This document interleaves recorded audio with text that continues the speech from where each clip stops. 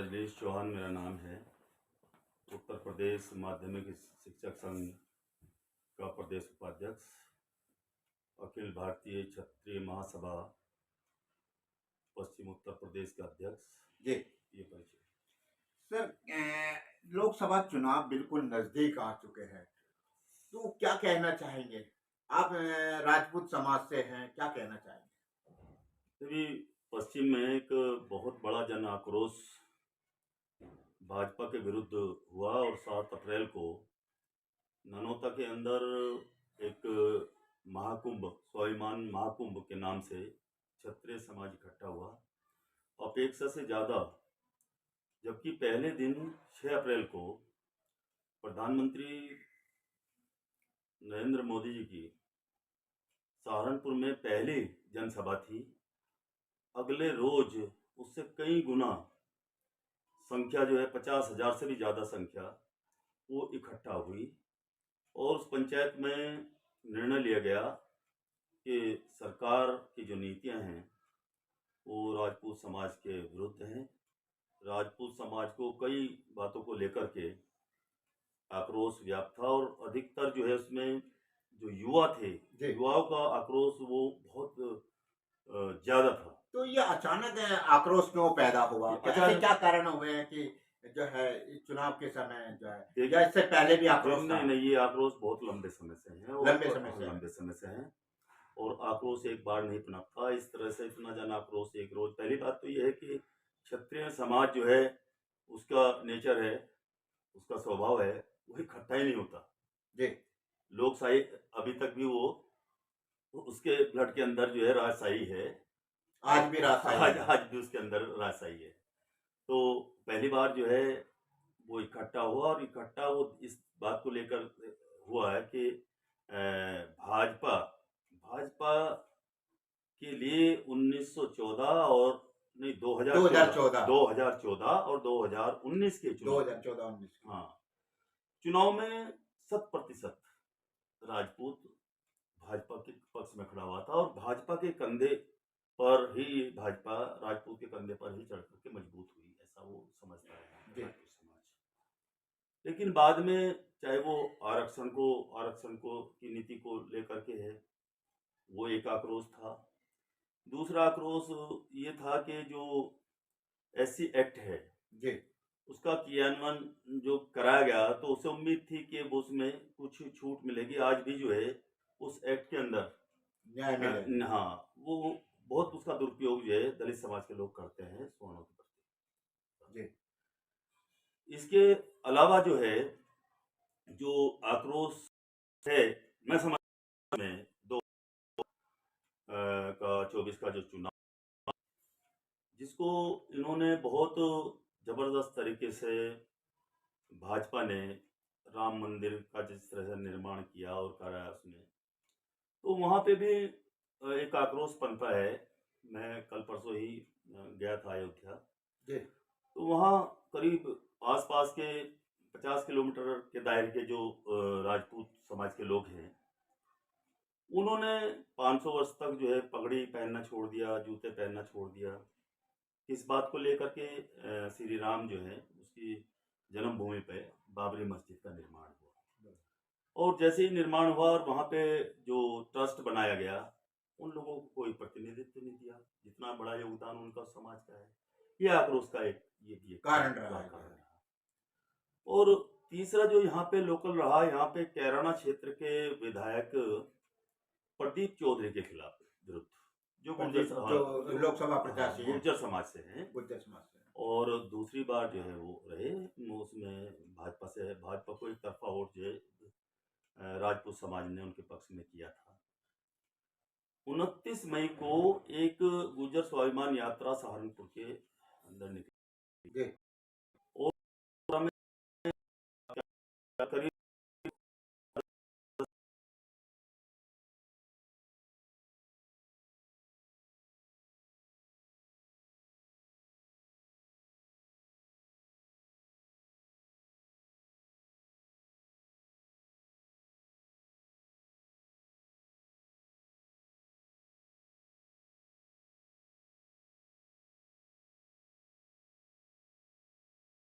राजनीति का फिर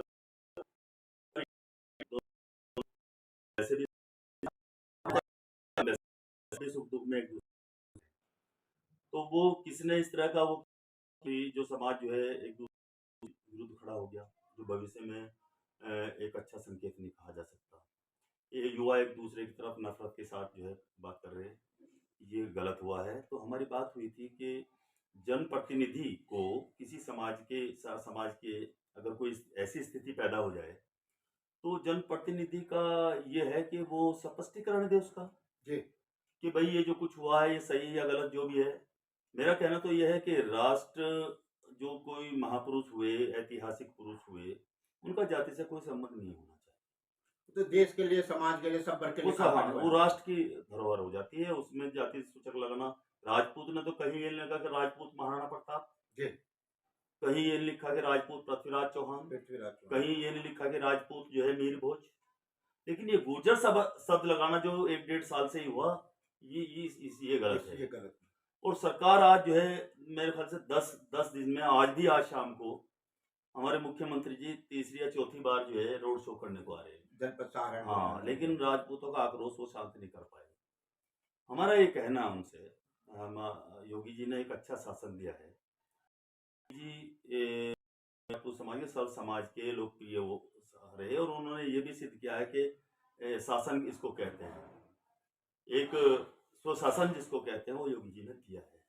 तो इसे सब समाज उनका है। लेकिन आज जो है चौथी बार उनका आना ये आपको बताई देता है कि राजपूत आज आक्रोशित है, और वो जो है भाजपा के विरुद्ध जो है खड़ा जो हुआ आप कह भी रहे हैं तो कि योगी जी ने एक अच्छा शासन दिया है, तो इतनी नाराजगी का कारण क्या बन रहा है अभी भी? देखिए एक बात बताइए कि जब इनके शासन में एक नियम आया था, आपने भी देखा होगा, योगी जी ने कहा कि किसी भी गाड़ी पे राजपूत या कोई जाति सूचक नाम कोई भी नहीं लगाएगा, नहीं तो उसके खिलाफ कार्रवाई होगी। जी ये हुआ ना।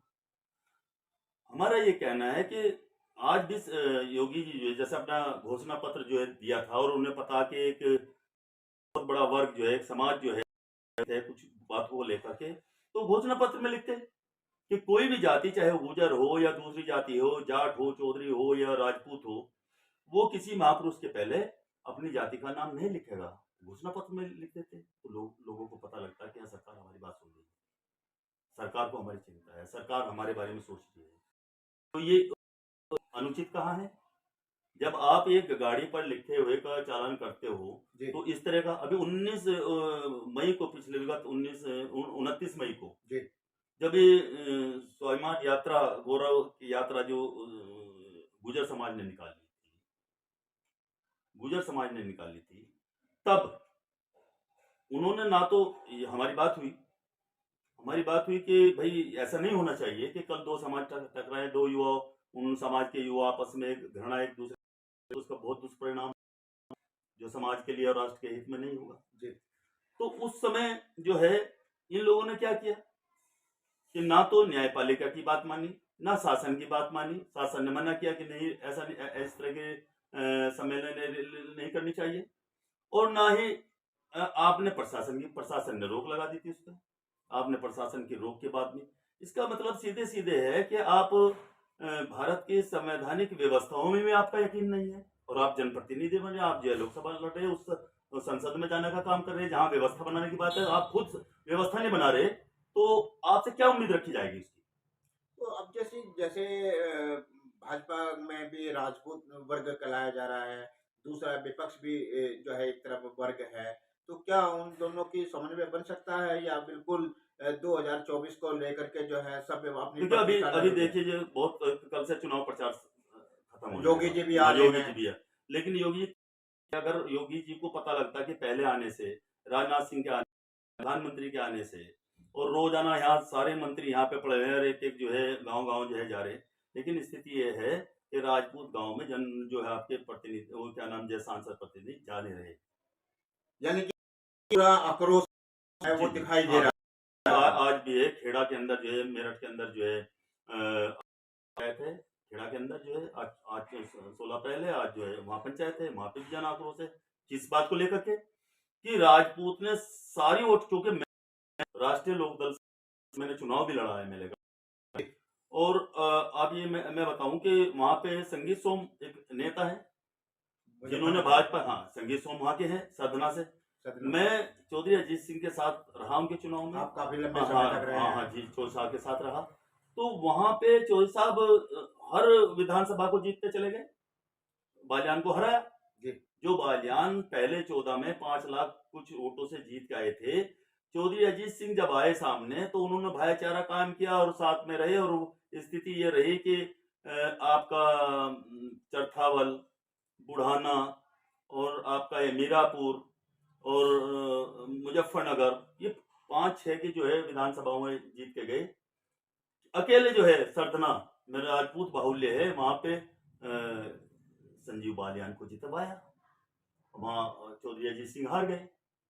तो ईमानदारी से वोट किया, वोट जो है संजीव बालियान को नहीं किया, वोट जो है भाजपा के पक्ष में गया, भाजपा जिससे वो सांसद बने।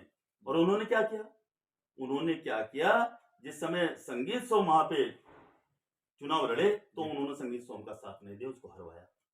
वो आक्रोश भी है, आक्रोश आज भी आक्रोश है, आज वहां पंचायत है।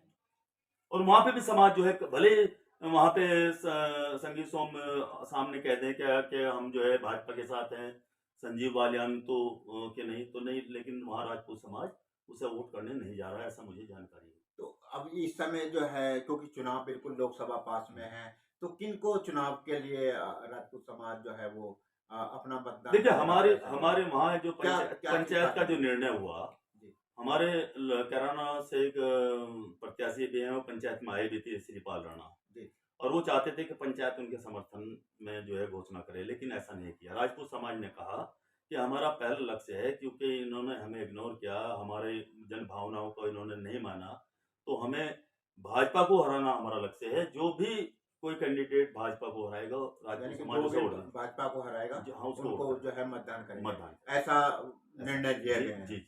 तो मैं एक चीज और भी जानना चाहूंगा, क्योंकि सामाजिक दृष्टि से हम समाज को क्या दर्पण दिखा सकते हैं? नहीं, देखिए, समाज के लिए कि समाज जो है वो राजनीति से व्यापक है, ऊपर है। जो व्यक्ति समाज राजनीति को जानता है, उससे ऊपर समझता है, वो गलत है।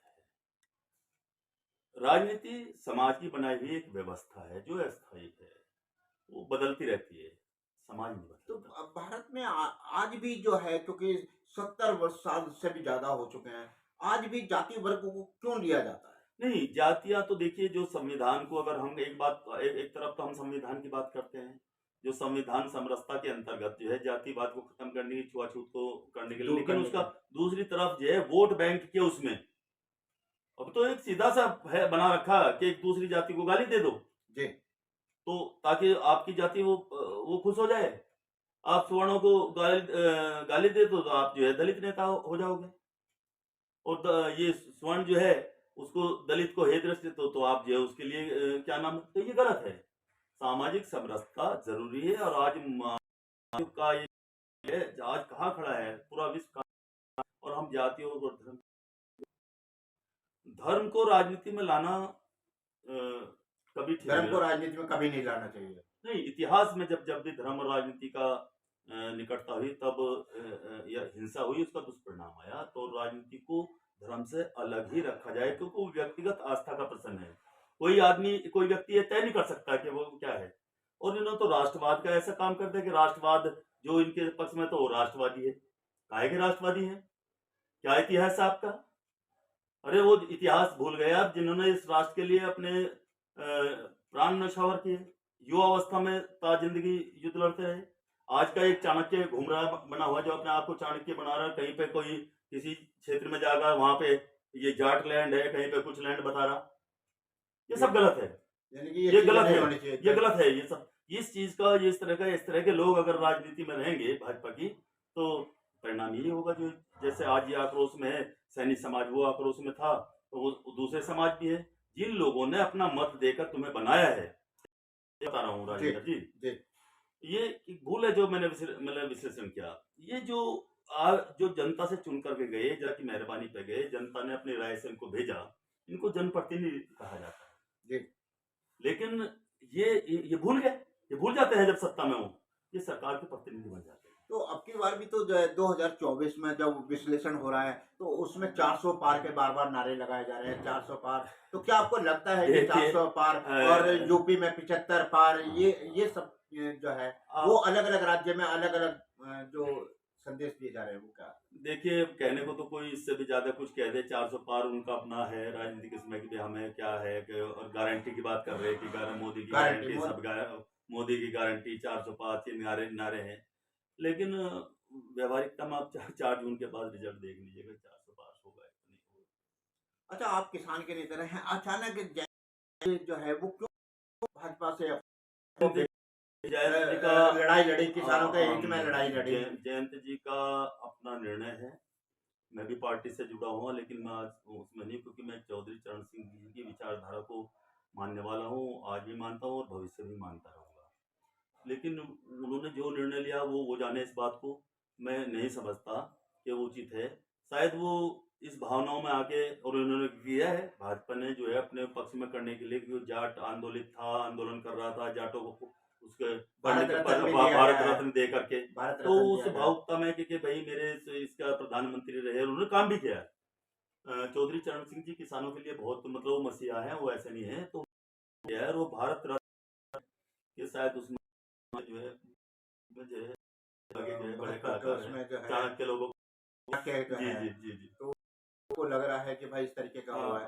नहीं, उनको उनका वजूद जो था वो किसान हित की लड़ाई लड़ने के लिए होता तो ज्यादा वो मजबूत होता। अच्छा, आज भी किसान जो है एमएसपी को लेकर के अभी भी जो है वो अपनी आवाज को बुलंद कर रहा है, और उसका बार बार यही कहना हो रहा है कि जो सरकार ने हमसे एमएसपी को लेकर के वादे किए थे वो आज भी खरे नहीं उतर रहे हैं। चाहे टिकैत जी हो, हरियाणा की राजनीति हो, पंजाब की राजनीति हो, बंगाल की हो, बिहार की हो, तो ये जो आज भी किसान अभी नाराज है, वो कारण क्या हो रहा है, क्यों नाराज हो रहा है? बस देखिए, आपको मैं एक बात जानकारी दे दूं कि इन्होंने तो बहुत सारे नारे दिए, चाहे गारंटी हो, 400 पार का हो, लेकिन इस 5 साल में या 5 साल में जितना बड़ा जन आंदोलन किसान संगठन पे हुआ तो इतिहास में कभी नहीं। और उसमें सबसे बड़ी उपलब्धि कि लंबे समय तक रहा, जो 1 वर्ष से ज्यादा कंटिन्यू रहा, आपको पता है कि पूरे दिल्ली में घेर करके रहा है। और ये भी उसकी सफलता का वो है कि उस आंदोलन के सामने इस सरकार को झुकना पड़ा और अपने वो 3 कानून वापस लेने पड़े। आज भी, अभी 2-3 महीने पहले भी, चुनाव से पहले भी जो है पंजाब का किसान बॉर्डर पे था। किसान किसी उसके लिए नहीं मांग रहा, किसान अपनी जो है एमएसपी के लिए मांग रहा है। और आज स्थिति क्या है? आज स्थिति आप ये देखेगा कि एमएसपी कीमत पर जो है मजबूर है किसान बेचने के लिए। मेरे पास है, मैं किसान हूँ। अब 2 साल पहले तो सरसों का भाव 7,000 से कुछ था, और आज जो है वो 4800-4500 तक बिक रही सरसों। तो ये इस तरह का जो है, उसमें कभी फर्टिलाइजर का पैसा बढ़ा, आपने किसी बहाने से बढ़ा दिया, आपने रेट तो वही रखा यूरिया का, लेकिन 5 किलो कम कर दिया। 5 किलो कम कर दिया। आपकी रोजाना दवाई, मतलब आपके दवाई जो है उनका खर्च कितना है? तो खर्च मजदूरी लगा करके एमएसपी लाभकारी मूल्य ना मिले तो उसकी हालत देखिए कि आज किसान कर्ज के नीचे दबा हुआ है, और आप एक नारा दे रहे हैं, वहां से बोल दिया कि किसान की आय दुगनी होगी। तो भाई ये तो हमारा गणित समझ नहीं आया कि कैसे उसकी होगी। आज जो है कर्ज के अंदर डूबा हुआ है किसान।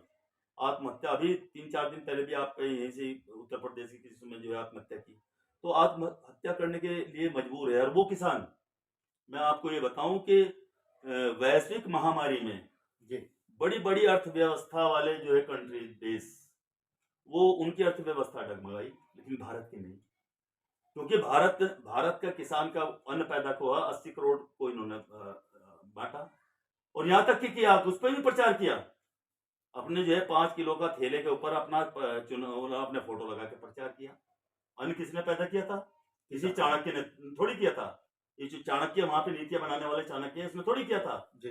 वो पैदा जो है उस किसान ने किया था, जो रात दिन वहां पे बीमारी में, क्या नाम है, कोरोना काल में भी उसने खेती नहीं छोड़ी, और उस उत्पादन जो है खेती का रहा, और उस अर्थव्यवस्था को बचाओ, किसान है यहाँ का। अच्छा, चौहान साहब, लगभग 85% जो है वो लोग गरीबाई से परेशान है, बढ़ती महंगाई से परेशान है। चंद लोगों को ये कहा जा रहा है कि वो अमीर से अमीर बन रहे हैं, और बाकी जो है काफी देखिए दब रहा है, जी तो जी आपको क्या लग रहा है, क्या कहना चाहेंगे? देखिए मैंने राजनीति से एमए किया है और मैंने राजनीति में ही मैंने पढ़ाया है।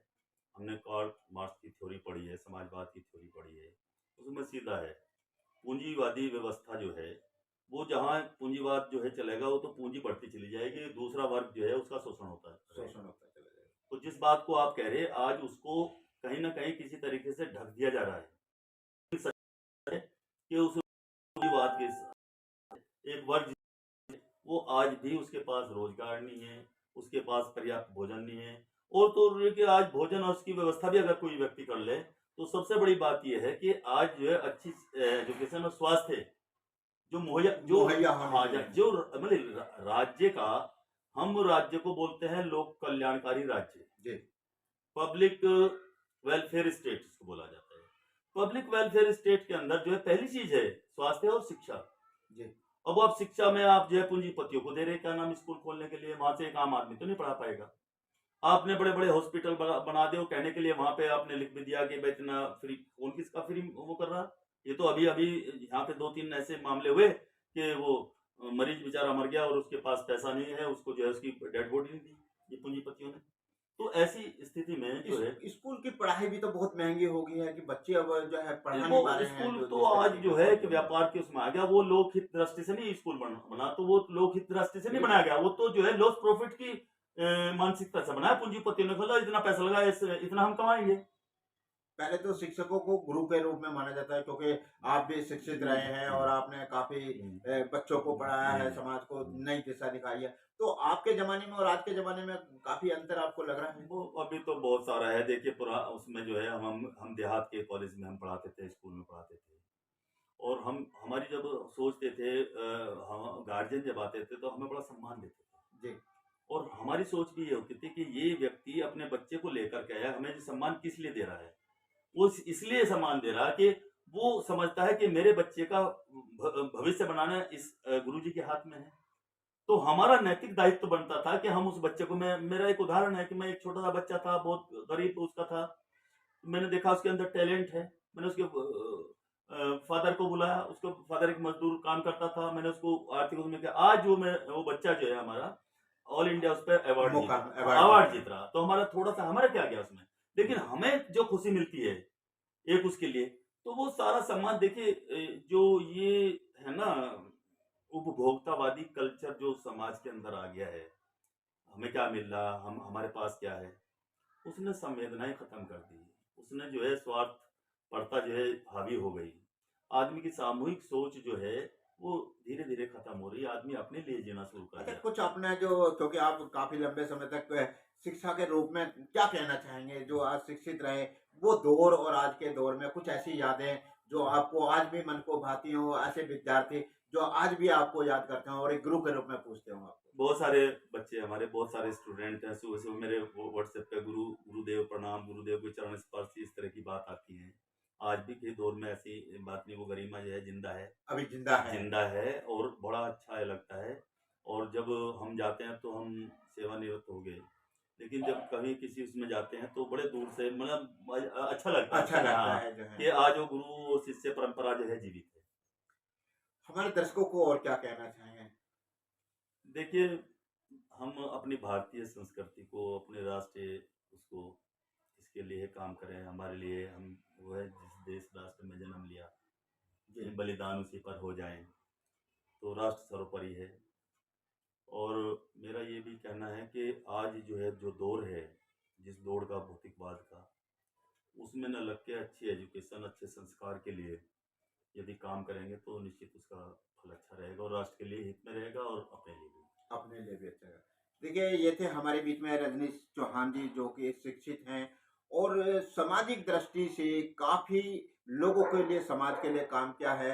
एक किसान नेता भी हैं और किसान नेता के साथ में आज जो उन्होंने अपनी बातें बताई हैं, वो दर्शकों को अवश्य पसंद आई होगी। सभी दर्शकों को सादर नमस्कार। अगले एपिसोड में फिर मिलेंगे। नमस्कार, जय हिंद, धन्यवाद।